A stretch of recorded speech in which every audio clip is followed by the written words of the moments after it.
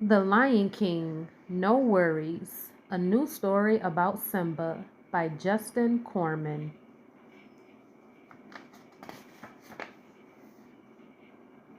Ayy! Shouted Pumbaa, the warhog. He slipped on a banana peel and crashed into Timon, the mermat. Are you both all right? Asked Simba. Timon dug himself out of the pile of beetle shells, leaves, and dirt. Fine, he snapped. Just a few bruises. Pumbaa grunted. Sorry, Timon. Those pills get me every time, he said.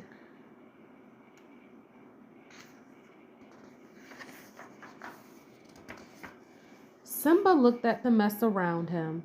I guess we should clean a little, he said with a sigh. Timon gasped. Have you already forgotten?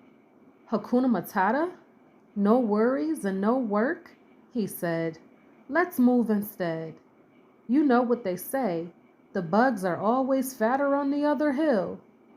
Yeah, said Simba. Why clean when we can move? What are they talking about?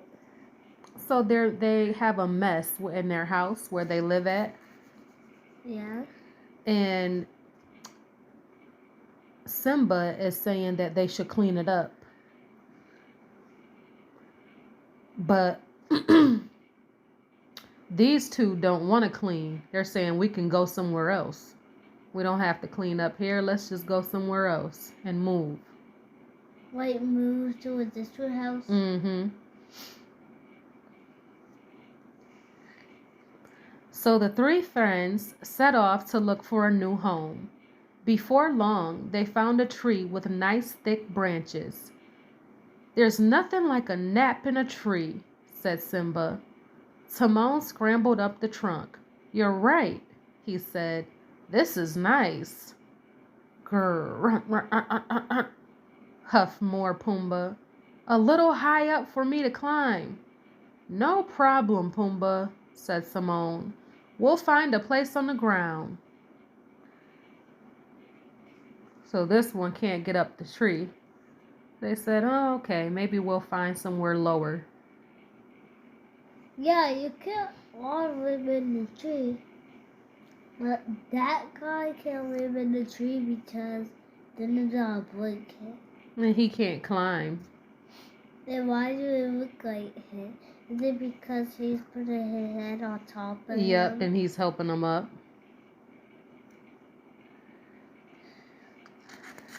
Look like that lion lost his tooth.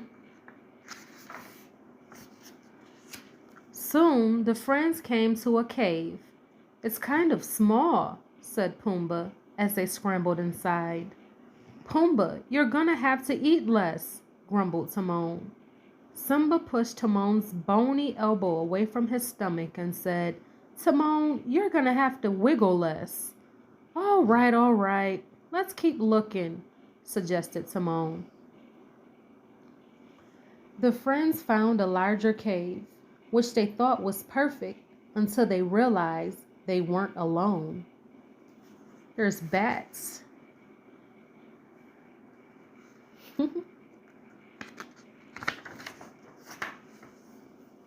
Let's go clean up our old place now, Simba suggested. Is a brave lion like you scared of a few bats? Asked Timon. I'm not afraid of anything, said Simba. Timon shrugged. Hakuna Matata, my friend, he said. I'm sure we'll find a home soon. The friends walked until their mouths were as dry as deserts. This is worse than cleaning up, moaned Simba. Timon was too tired to disagree. Pumbaa sniffed the air. I smell water, he shouted.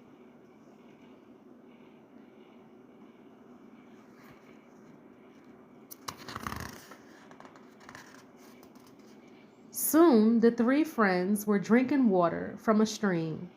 Timon stuffed his cheeks with chubby bugs. Didn't I tell you? The bugs really are fatter on the next hill, he said. Ah, nothing beats a mud bath, exclaimed Pumbaa.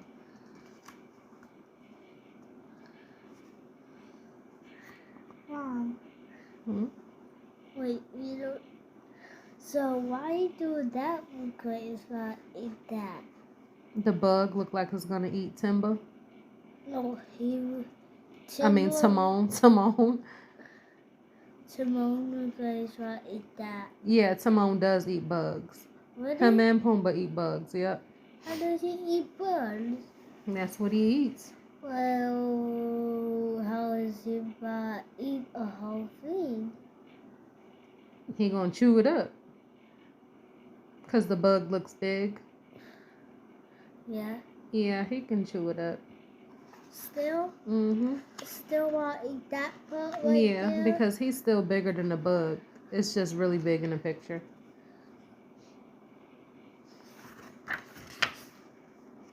Then Simba spotted a large hollow log. Look, he shouted. Timon rushed over to inspect the log. Hey, it's perfect, he said. Pumbaa, he called. I found the perfect home.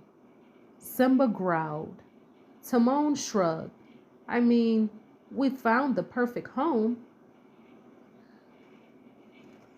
Pumbaa lumbered out of the stream, climbed inside the log, and was snoring within minutes. Timon stretched himself across Pumbaa's soft belly. Maybe we should move the log away from the water, suggested Simba.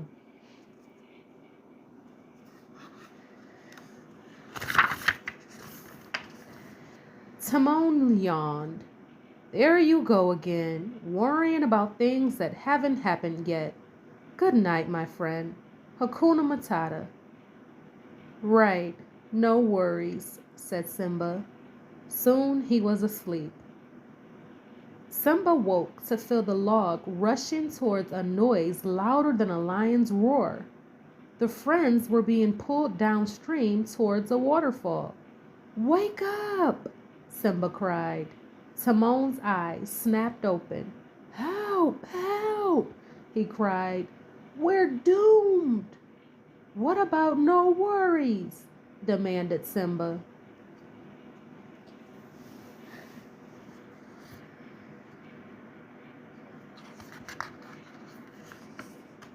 Up ahead was a tree root. Simba lunged at it, dug in his claws, and pulled with all his might against the powerful current. The log edged closer to shore. Jump! Commanded Simba.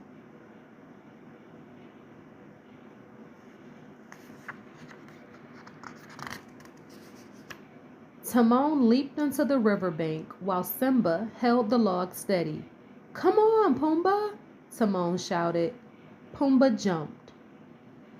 But before Timon and Pumbaa could grab the log and help Simba, the root snapped in two.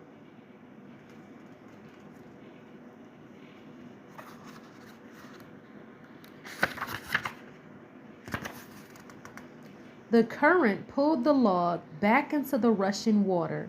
In seconds, Simba was lost in a whirl of water.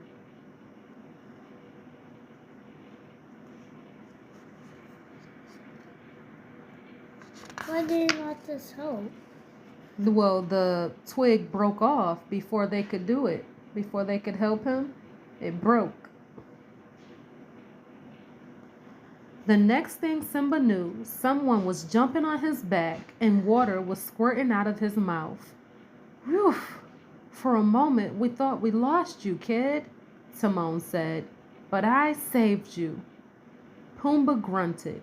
After all, he was the one who had gotten his hair wet in the rescue. Timon had only shouted directions. Okay, so I told Pumbaa to save you. Same thing, Timon added. Anyway, Hakuna Matata, right, kid? But Simba wasn't so sure. I think we should go home and clean up now, said Simba after he caught his breath. It's a nice home and it's worth working for, okay? So the friends went back home and cleaned out the empty beetle shell and stale banana peels. After all, Timon realized that was a lot easier than arguing with the lion. The end.